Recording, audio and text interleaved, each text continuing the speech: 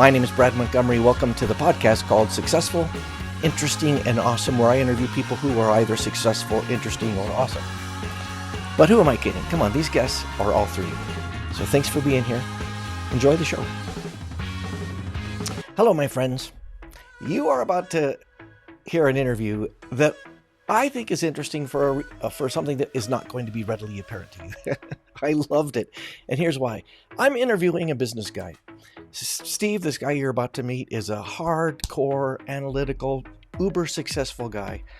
And he's really good at his business, which is search engine optimization. He's also a speaker and a thought leader. In this interview, one of the things I want you to listen to, besides his wisdom, is this theme. Being connected to other people seems like a fluffy topic. It seems like a soft skill, and it sounds like something that's enjoyable, but not necessarily profitable. And my clients are, my job is always to work with leadership teams or organizations who want me to connect soft skills, and in particular, social and emotional support, to excellence, whether that's bottom line growth, or whether or not that's better education, or whether or not that's better and epic patient care. We're trying to show people that encouragement and building relationships and projecting warmth, all of those things, has a deep ROI beyond the personal and obvious benefits. And when you hear this interview, you're going to crack up because that's all I could hear is like, oh, he was the poster child. Steve he made some sacrifices in his business to grow his personal network. But then guess what? Growing his personal network had a very positive impact on his business. Boom! You're going to love this interview as much as I did, doing it. So have fun, enjoy. You're about to meet Steve. Hey everybody, it's Brad Montgomery. Have you ever made a mistake? Have you ever done something and it was pretty good, but you look back on it and you said, I want to redo? Well, okay, that's what I did. I had a really amazing guest on this show last week. His name is Steve Wiiderman, and he's a SEO expert, search engine optimization expert, and he's clever and he's articulate and he's awesome. And we were talking about search engine optimization. There's a surprise. And I love that stuff. It's like catnip for me. But near the end of the conversation, I brought him back to my typical topics, which are personal connection and delivering warmth and social and emotional support. And when I started talking to him about that, he came through like boom.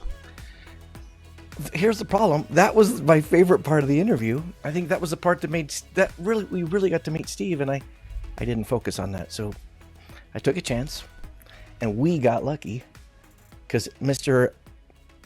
Awesome SEO expert, guru, thought leader, professor, Steve Wiiderman said he'd allow me to talk to him a little about social and emotional support. So please welcome him back to your kitchen, to your home office, to your bedroom. I'm not judging. Hey Steve, thanks for coming back. I'm so grateful for this.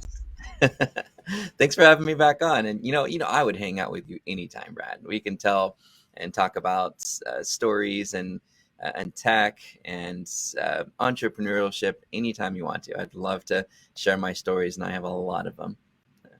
I know you do, because it was one of those things. If you're listening to this, it was heartbreaking as a podcast host because I turned off the recording, and then suddenly we're in this golden place, and I'm like, All right, so let me catch them up, and then I'm going to start you where we ended last time. By the way, search engine optimization is complicated, but it's fascinating, and that interview is still there. If you look up my Facebook page, you can learn a ton about Steve. You can learn a ton about his website, Search Engine Academy, and you can even learn how to get a $600 course for free. But we're skipping forward to that to the very last two questions. Last time I said, Steve, what gives you hope? And you said community. And do you see how cool that is? Here you're a technical guy, you're a left brainer, you have this very complex job and expertise, and yet when I asked you what gives you hope, you're like a Care Bear. So what did you mean by community? Why does that give you hope? You're so right. I think a lot of us SEOs, digital marketers, are these introverted tech folks that have evolved to be a little bit more to handle all the different aspects of what goes into digital marketing. So you're right. I was a heads down, focused tech geek working coding till 1, 2 in the morning, like a lot of my peers. And um, it is an interesting job because, like you said, it's not just focused on one area. We have to be analytical to do research. We have to be strategic to come up with a game plan and create a project management infrastructure to work within. We've got to be introverted and tech oriented to understand code and HTML and web development and SQL databases and web servers. We have to be understanding of human psychology to understand the buyer journey, to write persuasive content that converts visitors to customers, and write casual upper funnel content to build brand awareness and attract links to our website. We have to be extroverted to be able to perform outreach and talk to people on social media and pick up the phone and be like, I created something amazing. Will you link to it? It is, and we have to be the salespeople because we're the experts at what we do, and we're the only ones that can translate that to potential clients. You can't have a salesperson really in a specialized industry like that can speak, and have education on the topic of search. So you're right; it's a really interesting role, and you can get a little bit egomaniacal as you get really good at what you do. When you start getting those #1 placements in Google, you're like, yeah, I'm like the best at what I do. And I can tell you the day that I beat Brad Fallon, who's an amazing guy, by the way, in the search results, he was always #1 for SEO expert. I walked into the office at Disney with a boombox on my shoulder, and I was playing Ludacris, Get Out of the Way. I was just like, #1 in Google for SEO expert. And it was exciting. But what I didn't realize at the time, and the only reason I took that challenge was because my boss at the time, Terry, said, you've really got to show me that you can do SEO. I know you can do PPC. That's what we brought you in for. You're managing paid ads in Google for Disneyland Commerce and Disneyland Marketing and Adventures by Disney. And you're telling me I should be doing some things for SEO on this Flash website, to help with what you're doing in the PPC side and help us with organic. But I don't have enough confidence that there's quantifiable ROI there for SEO. We're Disney. We don't need it. But prove to me that you can do SEO and we'll make it happen. So I said, well, look, I ranked #1 for Orange County SEO expert, circa 2005 or something. And he goes, nobody searches for that. Show me you can get to the first page for SEO expert and I'll be impressed. And I'm like, all right, I can do this. So I went to my little website. I created a top 10 SEO tips site with free information on how to do stuff, SEO software you should use, 5 pages on this website, still in archive.org, top 10 SEO tips if you want to look at it. And I had an SEO_expert.html page. And so I took that page and I optimized it with all the best practices. I earned some links from the college I went to and some other places to that page. I went to all the clients and freelance clients I'd worked with, and I said, hey, can I create a page on your website about the person who created the site for you and give myself a little shout out? Got links back to my webpage from that.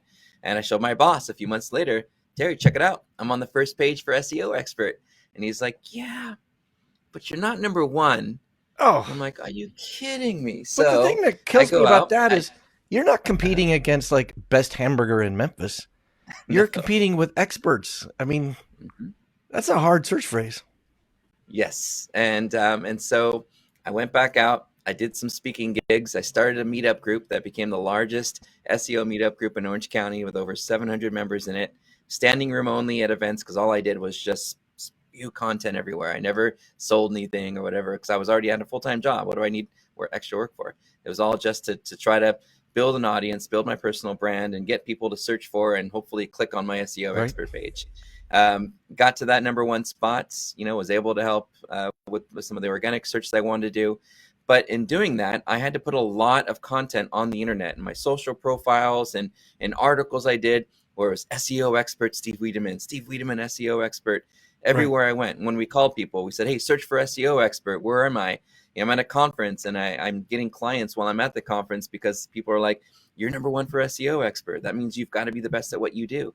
And in doing that, my peers, my industry peers, the folks that lead the conferences, that lead the social groups, the peer groups, all saw that as bragging. They saw, hey, there's this guy bragging about being number one for SEO expert.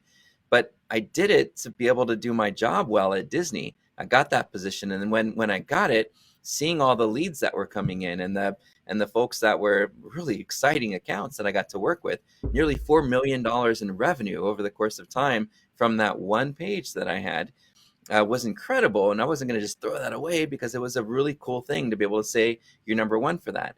But my peers saw it as bragging. They saw it as, here's a braggart, here's a guy who thinks he's better than everybody, which I didn't. I was a huge fan of all the pioneers of search in the early days. But by saying, look, I'm number one for SEO expert, it gave off the wrong tone. And it really affected my ability to win over pitches for speaking engagements.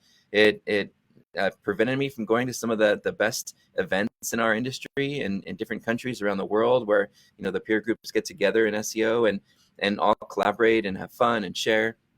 It really isolated me from the community overall. I got destroyed in SEO forums. I'd jump into an SEO forum and people were just like, who the hell are you? And what do you think you're doing? And this is our place. And you have enough business on your own. You don't need this. And I don't know. It was a really hard pill to swallow. One day, my friend Doc came up to me. Wait, hold on for a second. Oh, go ahead. Yeah. I want to back up to how that felt. Yeah, let's do it. Because you just laid a big one there. Fantastic. You were saying you did something that is massively difficult, and you achieved something in your job, but there was a massive social cost. Mm-hmm. Then you're getting kind of blackballed by your buddies. Yeah. How did that feel personally? Well, I don't know the best way to describe it, but it was disheartening, to say the least. I felt handcuffed, that I couldn't go further. I couldn't do more. I couldn't, the next thing for me after spending 10 years, just living and breathing SEO, was to speak and to share my experiences, to share. And I wasn't being allowed to do that. The big conferences weren't allowing me to speak, to hang out with them, to be in that group. I felt like the kid who was on the bench, in a baseball game and never allowed to play. Mm. It's like, guys, let me play. I will win this thing for you, and right. And there was just such weird jealousy and resentment that I was just never allowed to play. So it's so ironic that you achieved this very difficult thing, and then there's a social cost. Yeah. Right. You did what every person in every business wants to do, is prove your awesomeness with something checkable and measurable. And then it had a tremendous cost to you, which is mind-blowing. Yep. And I didn't know. I didn't even know why I was being blacklisted. I didn't know what was going on, up until, as I was about to mention, my friend Doc said, dude, the reason why you're not invited to speak at some of these things is because people think you're bragging. They think this whole SEO expert thing is bragging. And at that point in my career, probably 5 years ago, maybe 6 years ago, at that point in my career, I had already been working with some of the most exciting brands in the world. We had the largest storage franchise we were working with. We had the second largest casual shoe manufacturer. We had some of these incredible clients. We even trained the agencies that worked with these big accounts. Wow. And we're like the agency's agency. And I said, you know what? We're doing well enough now with the small team that we have, that I think we can let go of this SEO expert page. I think we can let it go, and I think we'll be all right. Yeah, we lose the right to brag about how we're number one for whatever, but I'm gonna test what Doc said about this, and I'm gonna get rid of this page. And we dropped it. We dropped the page. And does that mean you literally deleted it from your website? Yeah, it's gone. In fact, deleted the whole website. Ouch. Yeah. And that's okay, because we'd already established the new brand. We went from Steve Wiiderman, SEO expert, to Wiiderman Consulting Group, and now we have a brand, and the brand that's not keyword stuffed with the word we wanted to rank for. It's a real brand that's unique, and it's got my name on it. And yeah, it was a really scary transition in 2015 when we did that, but it was worth it, because within a few months, I started to get invited to Facebook groups. I started to see my peers reaching out to me and asking me to participate in things. I started to be able to get on conference sessions. Not the big one that I always wanted to, but I have a feeling after after the last event last year that I might get invited to speak this year. We'll see. I have a good feeling about it because I got to hang out with the folks that run it. But the other conferences, some of the ones that were like a dream for me to be able to speak at, I'm getting invited to pitch, and my pitches are getting accepted. And not even that, I'm getting invited to small group events that are before and after those events. Hey, a few of us are going camping in Arizona. Do you want to come hang out with us? Yeah, I want to hang out with you. Are you kidding? And now I've got this army of peers that believes in me, that knows me as a person, that doesn't see me as a braggart the way the internet did when I was pushing SEO expert everywhere. They know who I am, and the friendships that I've developed out of it have not only resulted in me having this feeling of I've got people there for me and that understand what I'm going through, because they're all the extroverted introverts like I am. But beyond that, I've got a lot of clients and projects that have come from that. Some of my peers who aren't with us anymore, unfortunately, for one reason or another, earlier on started to call me up and said, "Hey, I have a client that I just can't take right now. Would you be interested in helping with it?" Or, "Hey, I've got a referral for you." I'm like, "Are you kidding me? You're like my idol. You're the best link builder in the freaking industry. You write books on this stuff. You're the number one speaker on this, and you're giving me a lead? This is crazy. What is going on right now?" And not only am I getting a lead, now I'm on Skype with you and we're sharing, family stories and stuff. What's happening here? And that switch from me spending a lot of my time with folks that were in different industries or different niches and didn't really relate to me, while switched to me now immersed in my environment around people who get me, who know what I've gone through because they've gone through the same things. Right. And what they're going through as we're growing our businesses and adapting to the way search engines change their algorithms all the time. And that feeling is worth a hell of a lot more than the 4 million in revenue we made over the years. That, as a lot of it goes back to salaries and marketing and stuff. You really don't bank that. I'm not a millionaire by any means, but the feeling of being part of a community that understands you, that believes in you, that will do anything for you, is incredible. I wouldn't trade that for anything. I think. Thank you very much for being brilliant. I think you're awesome. Because, if I may summarize, you had a social problem, right? You were having business success in that you were able to win that search phrase, but it had a social cost. And then when you invested in the social thing, it turned out it had a business benefit. Mm-hmm. Everyone, did you hear that? That is so cool. It is exactly what we're talking about. When we invest in the people around us, when we invest in the relationships around us, good things happen, including bottom line growth. And you're the poster child for that, dude. Thanks. It was definitely a defining period of my life, I think, is that switch over from feeling like I got to be the best and I've got to be number one. I have to be, the top of my industry. I have to be faster and smarter and more intelligent too. All I have to do is just be passionate about what I'm doing, and I've got all the resources I need a phone call away if I ever need help or support or ideas. I don't need to be up till 2 a.m. anymore, working 90 days a week. I can spend time with my family and my peer groups and still be just as successful as I was before, and have the peace of mind in knowing that everyone believes in me and they're not threatened by me or jealous of me. It also speaks to, by the way, that's some pretty cool self-awareness there, dude.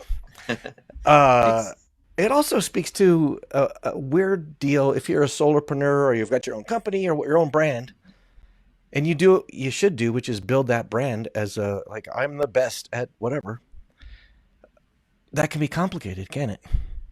Mm-hmm. So, I think I can't remember. I think I told you in the previous podcast with Steve V1. There is a young entertainer. I straddle the speaking and entertainment world, and I think I told you this guy is young, and I think he's talented. But the stuff he's putting on social media and on his website is the best. It's just a bunch of nonsense. None of it is true, and he hasn't learned what you've learned, which is there is a value to having a network of peers, including a business value. And having a little humility never hurts either. Yeah, but it's a weird thing because he's a magician. Kind of makes sense to want to be known as the best magician in the world, but Yep. also just a nasty feeling when you read that. Yeah, it's true. I think there's always that opportunity to look at yourself as part of something bigger, and not look at yourself as trying to be better than everyone else. Everyone hated that kid in grade school, the one that always thought he was better than everybody Yeah, else. I know. And 30 years later, some people still haven't learned that lesson, which is Yeah, because really, scary. it's that guy at the cocktail party goes like, "Well, I'm a neurosurgeon and my mansion is fabulous." We all hate that guy. Yeah, We exactly. don't hate You're like, neurosurgeons. well, I'm gonna go get a beer over there and talk about sports or something because you've just totally bored me. I am going to get away from you. Well, it's weird, Steve, because so often my when people come to me and say we're thinking about using you to build our team or work with our leaders, they're trying to choose between like competence training and tactical learning, Right. like how to do this better, versus some sort of people skills or investing in what you're talking about, how to build relationships and how to be strategic about it and how that can build your business. It is really hard to convince some people that there is value in, oh no, relationships pay, but it's a skill and you got to learn how to do it. You've got that, dude. Thank you. And I think it's that a lot of people build a wall around themselves too. They don't realize they're doing it, and they do it because they don't want to show the world that they're vulnerable. They want to feel like I'm strong, confident, and powerful. And guys, girls, it's okay to be vulnerable. In fact, people are attracted to that. Some people feel like, hey, I feel like this person has some vulnerabilities that I can help fill as a friend, as a peer. And just open yourself up, be transparent, be honest, with yourself and your community. And I think people are really attracted to that. Yeah. And I don't know, so far so good. Part of that is a And we always maturity. grow, right? Don't you Yeah. think some of that's maturity? Like we see that in younger people more, and I had my fair share of doing that. And now that you're older and wiser, you have this thing that happened in 2015 where you're like, well, obviously, but is some of that just growth? I think a lot of it is. A lot of it sometimes it's the intervention. I had that intervention with Doc, and Mm, it was a reality check for me. And I was fortunate enough to have my ears open and not have the normal funnel vision that we get sometimes. yeah. So yeah, and I think Covey talks about being interdependent, right? And how you grow out of I can do everything myself, and I got this. I don't need anyone telling me how to do whatever.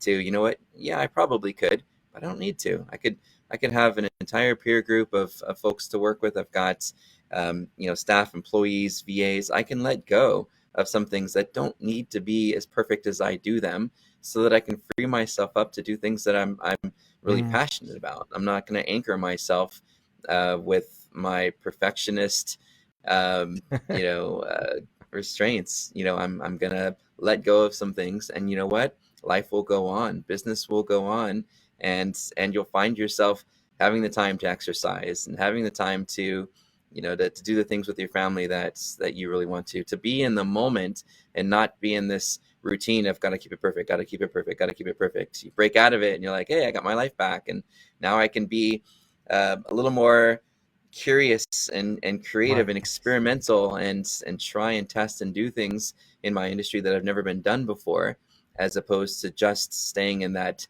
routine, that comfort zone of what you've created in the mastery of your world.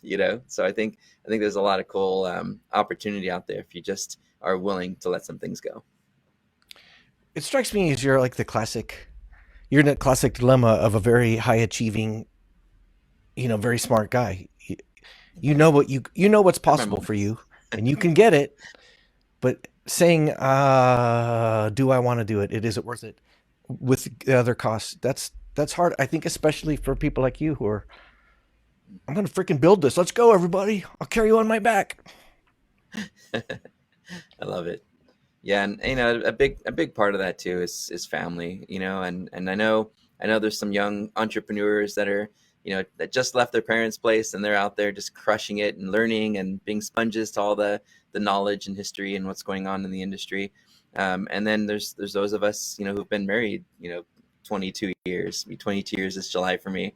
And my wife's been my rock. She's been there, all along the way. While I'm over here, pressing away at search and writing books and doing all the things that I know will help us to leave something to posterity, and to help me, leave something to the industry, and to teach, and to lead the next generation of SEOs. She's back at home, making sure that we're covered as a family. She's taking care of all the finance stuff and insurance and our kids activities and all of our planning and everything. So it's a team effort. And when I come home, and I tell her, here's kind of what I'm thinking of doing, and here's some of the challenges I have, she's there to listen and to provide an outside opinion, even though she doesn't know, how to rank websites and search results. She knows when I'm hesitant on something, and she knows when to say, you sure this is what you want to do, or Right. is this more what the team wants to do, or what the industry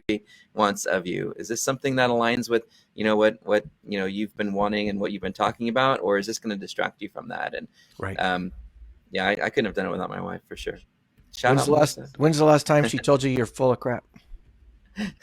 Every day. Like, so I'll get to those dishes later. Yeah. Right. Hey, Dad, so those dishes are still waiting for you. I know. Yeah. Well, Don't worry, we took care of it. you speak in front of groups, and that's my job. It can be hard on your ego in that, if you have a group of 1,000 people standing up and clapping for you, you feel like you're a badass, and then you get home, you really, I think, benefit from a family saying like, "Hey, the trash needs to get out. I thought you were going to mow the lawn." And I have a couple of friends who are single, and I there's a lot of good reasons to be married, but dang, that's one of them. Just because it's hard to manage your Yeah. ego when you're very successful Well, with if you your stay SEO true to job. yourself, it's not that hard though, Brad. If you stay true to yourself and you're the same person on stage, for many years in the early parts of my speaking, the limited amount of speaking I did, I was all about be professional and be organized. And I find when I'm going up on stage now that I'm a little more casual with the audience. I'm talking to people before the session, getting their names and what they do and where the challenges are, and directing a lot and pivoting a lot of my talks to the actual people and calling those people out and trying to be a little more one-on-one with them to connect better, I think, with the audience, than just going up and saying, here's how you do this, and here's what I did for this, and here's a template for that. And and that's all great. It's all really good content that's going to help them, but it doesn't reach out to them personally. It doesn't connect with them. And I think that change in over the years of doing speaking has made me a little bit more casual on stage. I have a little more fun, be a little more goofy. Don't be afraid to to make people laugh. And you don't have to wear the black suit and professional. You can wear some jeans and a nice collar shirt and still be professional on stage without trying to be perfect, especially in my industry where everyone for the most part is pretty casual. Right. But yeah. Yeah. That's kind of a cool sidebar, but it used to be every male speaker wore a black suit with a blue or white shirt. Yep. And all the Mine women was hate gray. us I had the because gray shirt. women struggle. You're like, are you kidding me? It's so complicated for me. You just have one suit. But yeah, that's Yep. changed, hasn't it? Yeah. I know Brian over here was giving me a hard time. Just like, you wear the same black suit again? And I'm like, yeah. So yeah, now we're breaking it up a bit. I'm a lot more casual, have a lot more fun, and try to connect with the audience a little bit more. My keynote speaker pals who are women keep on a spreadsheet what they wear, because you and I can wear the same black shirt or black tie twice a year and they'll never Yep. notice. But a woman wears the same outfit twice in 4 years. They're like, you wore that dress last time. We are lucky, It's my so funny. friend. My wife has and my mom have this weird curse about themselves where they show up and someone else in the family has the exact same outfit. My mom and my wife's aunt and my mom and my wife's grandma always, no matter what event we go to, they have the exact same outfit. They used to shop at like the same places, I think, and it's just funny because they have the same taste and everything. And almost every time, like, what did you guys like coordinate before the meeting? What's going on here? And for the event. Anyway. Last thing I want to touch on before I let you go is abundance. Okay. So, A famous guy who started speaking, the National Speakers Association said, "Let's create a bigger pie. If we all create a bigger pie, we all get a bigger piece. We don't Yep, have to we don't have to hoard the pie. We can make a bigger pie." totally agree. And hearing you talk about that, I thought that was interesting. Where at first, because of the SEO expert moniker, you were off on your own. But now that you're in there, you're building a bigger pie with your peers. You're getting more. Is it Absolutely. that simple? Do I have that right?